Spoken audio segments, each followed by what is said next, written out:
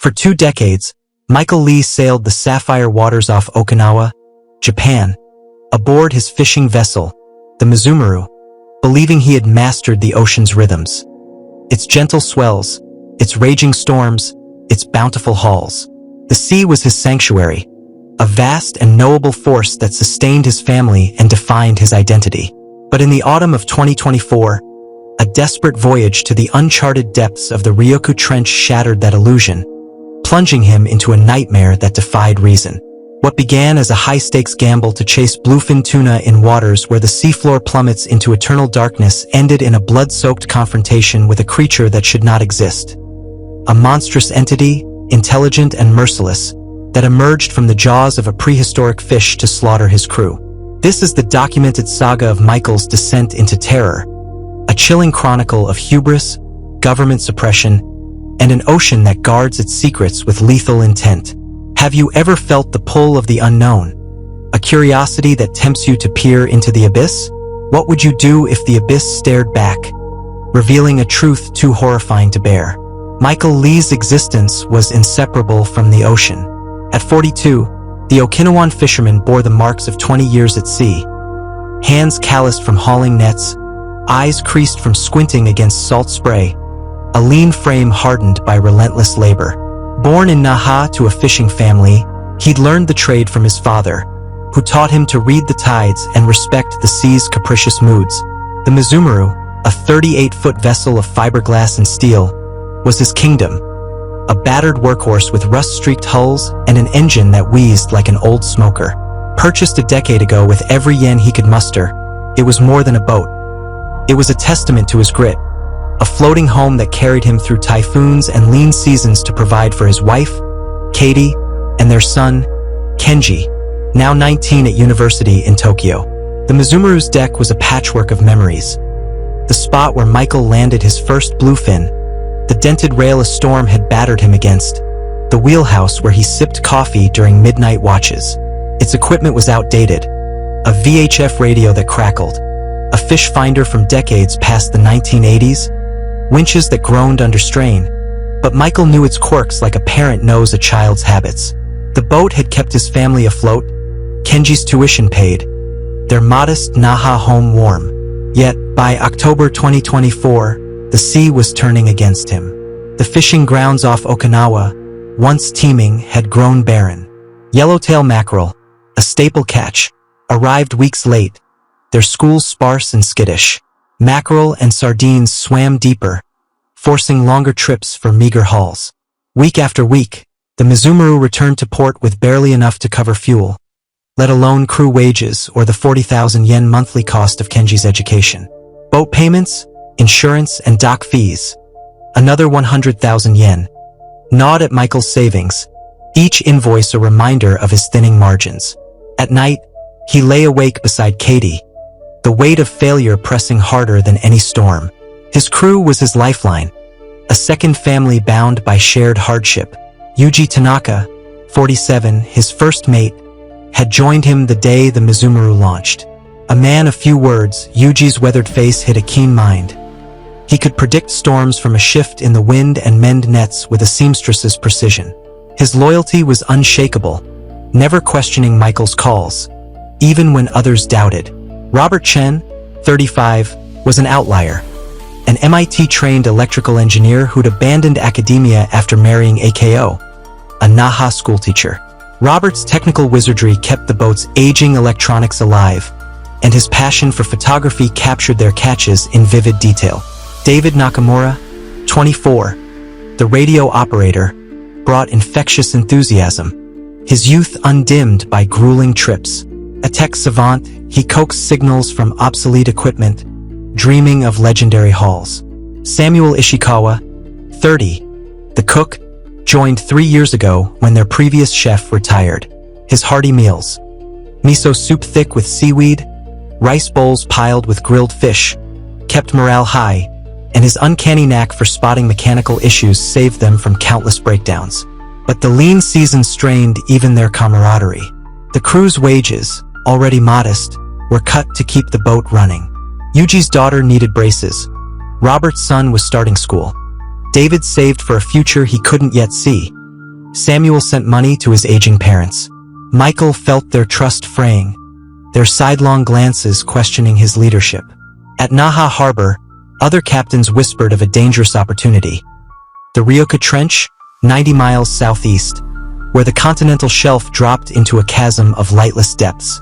Bluefin tuna, worth hundreds of thousands of yen, thrived there, alongside massive grouper prized at Tokyo's Tsukiji market. The trench promised salvation, but at a cost. The Ryukyu Trench was a fisherman's gamble. Its deep waters bred unpredictable storms, currents that could snap cables, and pressures that crushed equipment. A breakdown meant hours from rescue. A mistake could be fatal.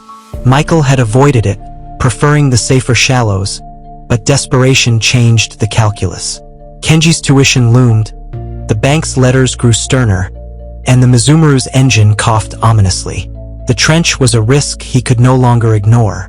3 nights before departure, Michael spread nautical charts across his kitchen table, their edges curling under the dim glow of a single bulb.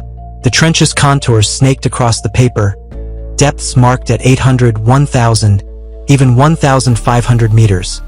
Realms beyond the 50-meter banks he knew. Katie, 40, her dark hair streaked with gray, set a mug of green tea beside him. Her father had been a fisherman, lost to a typhoon when she was 12. She understood the sea's toll better than most. Harbor talk says the deep water's paying off, Michael said, tracing a route with a calloused finger. Yamamoto hauled 200 kilos of yellowtail last week. Katie studied the chart, her silence louder than words. The shallow banks they fished were forgiving. 1,000 meters was another world, where rules bent and dangers multiplied. How deep? She asked, her voice steady but tight. 800 to 1,000, he admitted. Maybe deeper if the fish run far. Her eyes met his, searching for reassurance he couldn't fully give. Kenji's tuition is due, he added, the words bitter. And the boat payments. Katie nodded, her hand brushing his. You'll be careful, she said, a quiet command born of love and fear. They both knew carefulness was a fragile shield against necessity's sharp edges.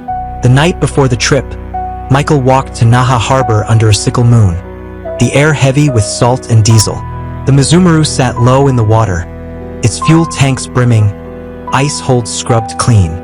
Samuel had stocked provisions, rice, dried fish, instant noodles for 5 days, though Michael planned for 3. David tested the radios, their static crackling like distant thunder. Robert ran through the engine checklist, his flashlight darting across oil-stained gauges.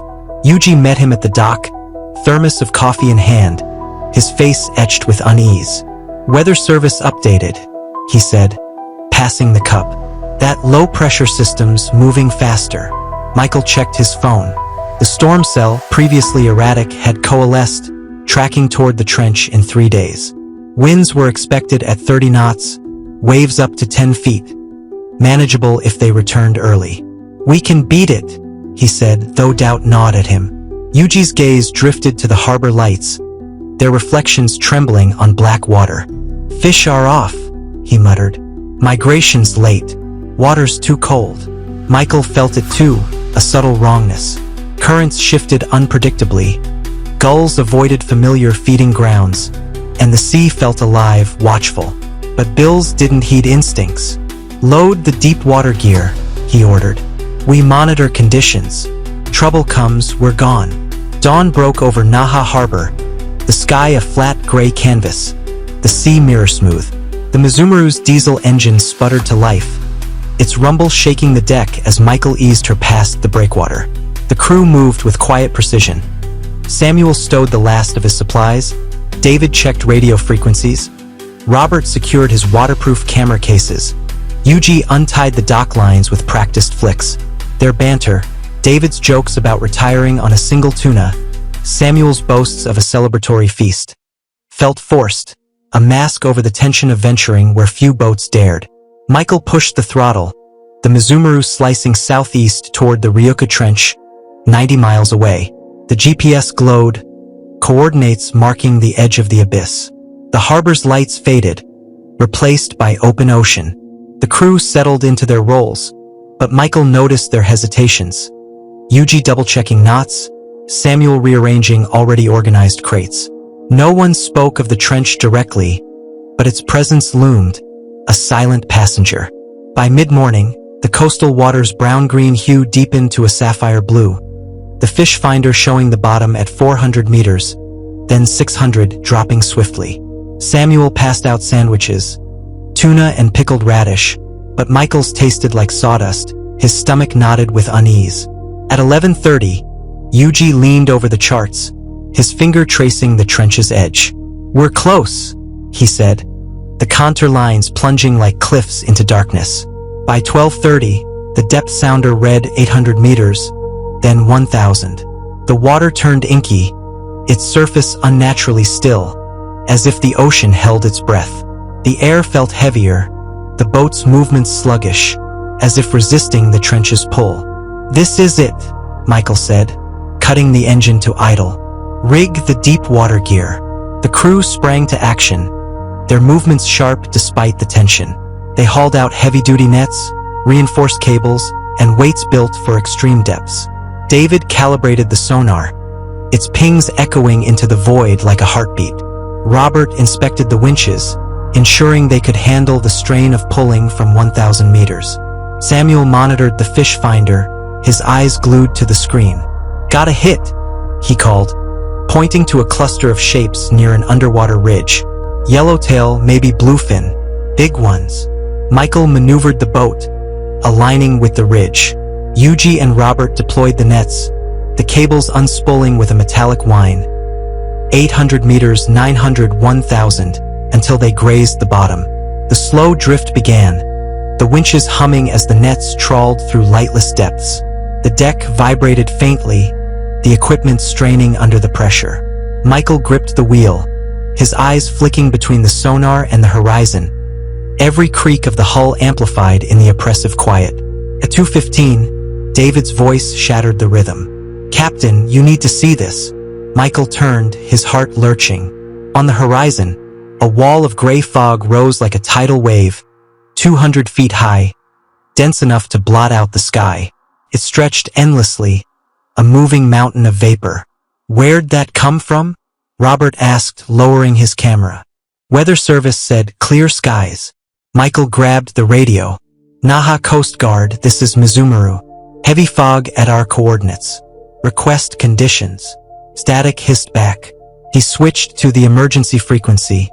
More static. "It's moving fast," Yuji said, squinting. 15 knots, straight for us. The fog swallowed the Mizumaru in seconds, visibility collapsing to 10 feet. The temperature plummeted, a bone-deep chill raising goosebumps on Michael's arms. The GPS screen flickered, then went dark. Radios spat white noise, their signals dead.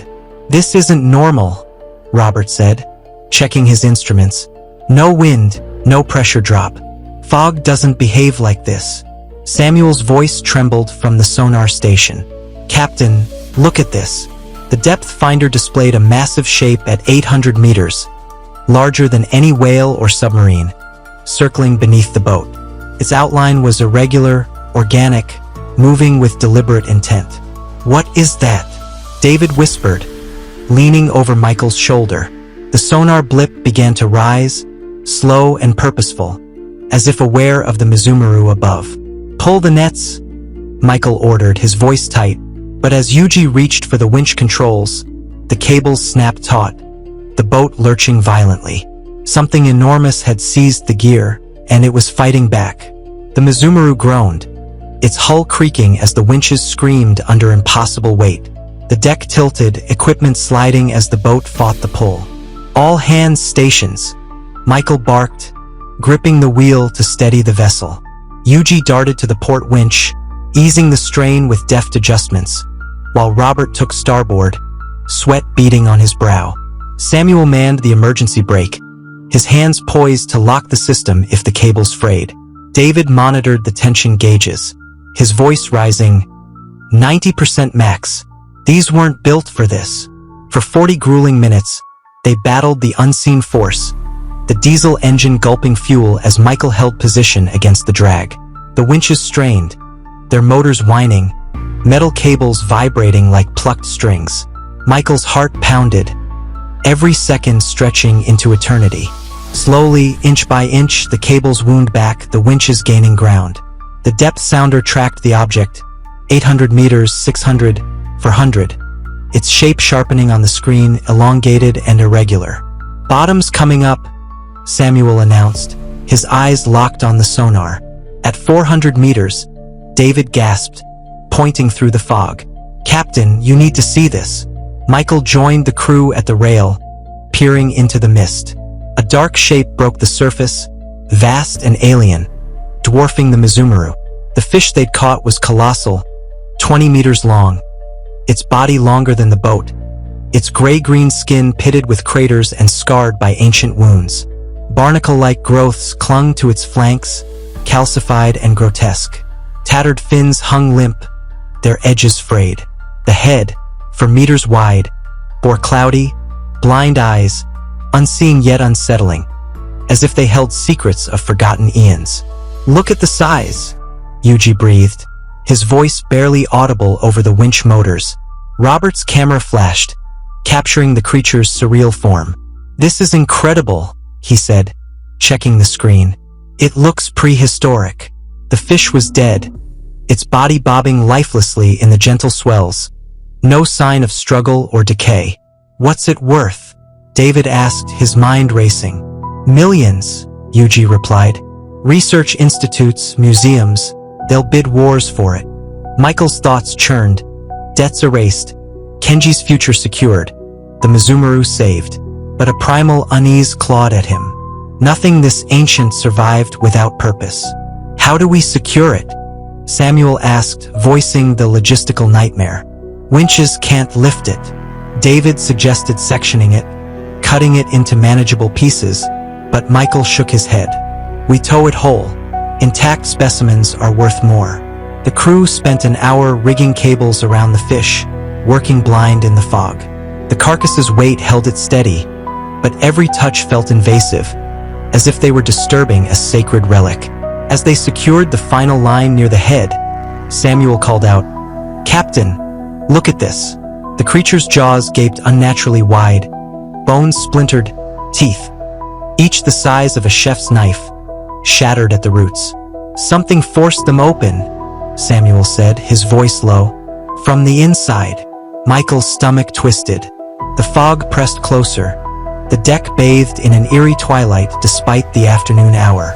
Yuji, his unease palpable, insisted on inspecting the mouth. "Something's wrong," he said, leaning over the rail with a spotlight.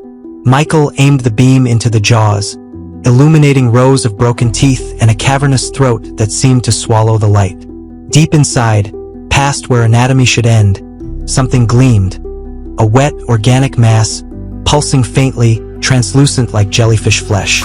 "That's not normal," Michael muttered, his grip tightening on the spotlight. Yuji leaned closer, squinting. "It's like something was living inside." The mass surged forward, revealing a 3-foot-wide eye, its black pupil locking onto them with chilling awareness. Thick, rope-like tentacles writhed around it, probing the air. A beam of searing light erupted from the eye, striking Yuji's face. He screamed, a raw animal sound. Collapsing to the deck, his skin sizzling, the smell of charred flesh filling the air. The spotlight spun free, its beam fracturing across the deck, revealing the creature pouring from the fish's mouth. A gelatinous horror, its body a pulsating mass of translucent flesh. Tentacles, thick as mooring lines, spilled onto the Mizumaru, slithering with unnatural speed. David ran toward Yuji, shouting, but tentacles lashed out, wrapping his torso with a wet slap. His ribs cracked audibly, his cry choked off as the creature squeezed, his body bending at impossible angles. Samuel charged from the stern, a harpoon gleaming in his hands, his face set with grim resolve. He aimed for the eye, but another beam fired, burning a fist-sized hole through his chest. He staggered, staring at the wound in disbelief, then collapsed, lifeless. Robert grabbed Michael's arm, his eyes wild. "Cabin! Lock the door!" They sprinted, the creature's wet slaps echoing like gunfire. Robert turned at the threshold, shouting, "Go!" A tentacle snared his neck. His scream cut short as it lifted him skyward. Michael slammed the cabin door, fumbling with latches and deadbolts designed for storms, not monsters. Through the reinforced windows, tentacles roamed the deck, the spotlight's beam fractured by fog. Yuji's screams weakened, ragged gasps swallowed by the creature's methodical movements. Metal scraping, electronics sparking, the boat shuddering under its weight. The cabin's monitors, miraculously still active, showed the carnage. Robert stumbled across the deck, tentacles pursuing with slow, inevitable precision. They wrapped his neck, lifting him until his feet dangled, his face purpling as he clawed futilely. In one fluid motion, the creature flung him overboard, his body hitting the water with a muted splash, floating face down in the gray swells. Michael pressed his back to the door, trembling, his breath shallow. For men, his brothers in arms, were gone, their trust in him betrayed by the abyss. The creature moved across the Mizumaru with chilling purpose, its massive eye swiveling independently, scanning every surface like a predator assessing prey. Its body, a pulsating mass of translucent flesh, flowed over equipment, tentacles probing with surgical precision. It targeted electronics with unnerving intelligence. The GPS unit sparked and died under a focused beam. The radio hissed into silence. The depth finder's screen melted into slag. The sonar array, Robert's pride, glowed white-hot, its metal casing dripping onto the deck, the acrid smell of burned wiring mingling with the fog's dampness. Michael watched, paralyzed, as the creature dismantled the boat's lifeline to the world. Each beam was precise, lasting just long enough to destroy circuits, as if it understood the technology's function. The winches, cables, and storage compartments were inspected, tentacles testing their strength, their purpose. It wasn't random destruction. It was systematic, a calculated erasure of the Mizumaru's ability to communicate or navigate. Finally, the creature turned to the ancient fish, still tethered to the hull. Its tentacles moved with mechanical efficiency, unfastening the cables Michael's crew had so painstakingly secured. It worked methodically, releasing each connection with care, as if reclaiming a stolen artifact. Grasping the massive carcass, 20 meters of scarred, lifeless flesh, it dragged it to the rail. For a moment, both shapes stood silhouetted against the fog, alien and ancient. Then, without a splash, they slipped beneath the surface, leaving only ripples to mark their descent. The fog began to thin almost immediately, gray tendrils peeling away to reveal patches of blue-gray ocean. Within 20 minutes, the wall that had trapped them dissolved, leaving wisps drifting across the water. Michael unlocked the cabin, his hands shaking, and stepped onto the deck. The afternoon sun felt weak, its light failing to warm his skin. Blood pooled where Samuel had fallen, darkening in the air. Yuji's body lay crumpled near the rail, his face a ruin of burned flesh and exposed bone. The smell, burned meat, blood, and a strange ozone tang, hit Michael like a physical blow. He staggered to the rail, retching into the sea. The emergency beacon was his first thought. Housed in the wheelhouse behind a hinged cover, its orange casing gleamed under distress symbols. His fingers fumbled the latch, shock dulling his reflexes, but he flipped the switches, the LED blinking green to confirm the signal. The main radio was destroyed, but a backup unit in the emergency locker was intact. Connecting it to a spare antenna, Michael worked through the static, his hands trembling. A faint voice answered, the Hokunin Maru, a cargo ship 40 miles southwest. Mizumaru, this is Hokunin Maru, the operator said. What's your emergency? For crew dead, Michael croaked, his throat raw. Need immediate medical evacuation. Coast Guard response. He recited the GPS coordinates, his voice hollow, as if someone else spoke through him. The operator confirmed, promising helicopters within 2 hours. Michael sank into the captain's chair, the wheelhouse sparking faintly, its ruined consoles a graveyard of his crew's dreams. 2 hours later, The distant thump of rotors pierced the dusk. He fired emergency flares, their red arcs guiding the Coast Guard helicopter to the Mizumuru. Medics airlifted him, their faces blurring as shock and exhaustion claimed him. Michael woke to the antiseptic sting of a hospital room, his body a map of pain. His left arm was wrapped in gauze, the burns beneath raw and throbbing. 3 broken ribs screamed with each breath, the pain a reminder of his collision with the cabin wall. A steady beep filled the air, machines monitoring a heart that felt like it should have stopped. He'd been unconscious for 4 days, the doctor explained. A thin man in his 50s with wire-rimmed glasses and a weary demeanor. Second-degree burns, broken ribs, severe dehydration, he said, consulting a chart. You're lucky to be alive, Mr. Nakamura. Michael's voice was sandpaper. My crew. The doctor's guarded expression spoke before he did. Focus on recovery. We'll discuss other matters when you're stronger. But the truth seeped in. Yuji, Samuel, Robert, David were gone. Katie arrived that evening, her face etched with 4 days of sleepless vigil. She'd stayed in a hotel near the hospital, her hands gripping his as she whispered, "They thought you wouldn't wake." She revealed government visits to the crew's families, substantial payouts tied to confidentiality agreements. The Mizumuru's insurance claim was denied, citing operator negligence, leaving medical bills piling up, 40,000 yen and climbing. Coast Guard officials arrived, 2 men in crisp uniforms, their digital recorder glinting on the bedside table. Their questions were methodical, their skepticism thinly veiled. Michael recounted the voyage, the fog, the ancient fish, the creature's attack. He described the eye, the tentacles, the beams that burned through steel and flesh. The officers exchanged glances, their notes suggesting trauma-induced hallucinations. The meteorological report confirms a low-pressure system-generated fog, the older one said. Equipment failure likely exacerbated the incident. A week later, a man in a suit, Mr. Lee, visited from the Nakamura Ministry of Defense. From his briefcase, a polished predator. His offer was a velvet threat. Sign an incident report blaming equipment failure and weather, or face financial ruin and legal consequences.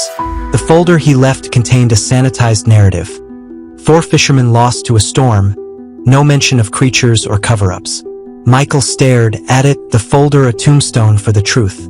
6 months later, Michael and Kat moved to a cramped Nago apartment, the compensation money easing debts but stained with guilt. His fishing license was valid, but it was no use. Captains shunned him, his name synonymous with instability. He spent nights scrolling fishing forums, seeking normalcy in tide charts and gear reviews. But the ocean's shadow lingered. Then, a video surfaced on a fringe forum, uploaded by Deepwater Truth, titled Ryuku Incident. It was Robert's footage, 43 seconds of grainy horror, the creature's eye filling the screen, tentacles writhing, Yuji's screams piercing the static. It spread virally, fueling debates among marine biologists, effects experts, and conspiracy theorists. The government scrambled to discredit it, but the footage multiplied, a truth too raw to suppress. American military researchers visited, their IDs silencing questions. They offered a consultancy, shore-based, well-paid, but Michael declined, the creature's eye haunting their clinical curiosity. He took a deckhand role with William Taylor, a gruff captain whose shallow water boats trawled sardines. The work was steady, but a fog bank off Naha triggered a panic attack, collapsing him to the deck, hyperventilating. Taylor's ultimatum, get help or get out, pushed him to a support group in Naha, led by Dr. Tanaka. There, Joseph Yamada, a retired fisherman, an elderly fisherman, spoke of a 1973 encounter near Yanaguni, an intelligent creature with an eye bigger than a table, its beam destroying his sonar. More have seen it, Joseph said, his gaze locking with Michael's on. Most don't live to tell. 13 months after the attack, Dr. Sarah Miller, a marine biologist from the University of Tokyo, knocked on Michael's door. Her auburn hair was tied back, her tablet case brimming with secrets. She showed him classified sonar maps of the Ryukyu Trench, vast cave systems at 1,500 meters below. Depths, their caverns large enough for to house cathedrals. Your creature inhabits these, she said, displaying historical reports. For 100 years of sightings, from Edo-era fishermen to modern crews, all dismissed as myth. The government, she explained, suppressed them to protect economic and military access to the trench. Doctors sought Michael's expertise for an expedition to document the Miller creature using remotely operated vehicles, ROVs. Despite his terror, he joined the Croyo, a 90-foot research vessel gleaming with cutting-edge tech, satellites, submersibles, labs like Starship bridges. The team, Dr. Chan, a bioluminescence expert, Dr. Martinez, a behavioral specialist, Jennifer Patel, the Patel ROV pilot, treated Michael with respect, but their curiosity betrayed their inexperience. At the trench, the ROV descended, its cameras piercing the dark. At 800 meters below, sonar detected movement, a massive shape, organic, deliberate. At 500 meters below, the creature emerged, its 20-meter body filling the screen, its eyes staring through the lens with predatory intelligence. Tentacles probed the ROV, and a glowing pulse preceded a beam that fried its systems. The creature dragged into the caves, leaving 40 seconds of footage. Michael warned Doctor against further expeditions. It's not a Miller curiosity, it's an apex predator. The Croya sailed back to Naha, the scientists planning their next probes, but Michael vowed to stay ashore. He'd consult from land, sharing his scars to save others, but the deep water belonged to the creature, its caves a warning to humanity. The ocean's secrets, he knew, were best left buried. What would you do if you glimpsed a truth that upended reality? Would you chase it, risking everything, or let the abyss keep its secrets forever?